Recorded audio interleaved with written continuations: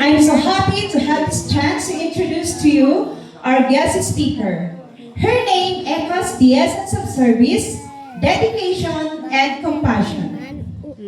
Lovely lady was born in the year 1994. Ingongan ni nato ni tao mas ligmayo. Magaya Muhammad Mario kadame ligmayo. Tapoday may katlong bilyon daw. At taglaw iyan unga. Isumanan ihulagnan siya kan iyes. Ingkananto tapwaday anuh to. Salutatoriani in award madam to.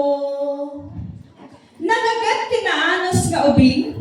Isungan nagatan manen dito'y Natsyakan National High School. Inlipas na tawen 2010 kasmay sa manen nga salutatorian. Nagkulehyo sa NPSU Bambang Campus at kumuha ng kursong Bachelor in Secondary Education, Major in Physical Science at nakapagtapos taong 2014 bilang cum laude. Ingenious, incredible. She passed the licensure examination for teachers taken at Tuguegarao City in 2015. Enjoying engaging yourself on the different seminars called by DepEd to gain points. Opportunity to seek for a job. She applied at Carolatan National High School and application was granted for a permanent position. Ingadon haya, di man ito pantudluy. Lumipas ang panahon, naisip niyang mag-aral muli. Impursige na naroon tinagadan manen, iti Master in Science Education, Major in General Science, and BSU Bayongbong Campus. Ket kaasi ti Apo, nakalpas iti tawen 2025. Gumagawa, laging may gana sa trabaho na ipinagkaloob sa kanya. Makadiyos, makatao, kaya laging may pusong tumulong sa simbahan o komunidad man.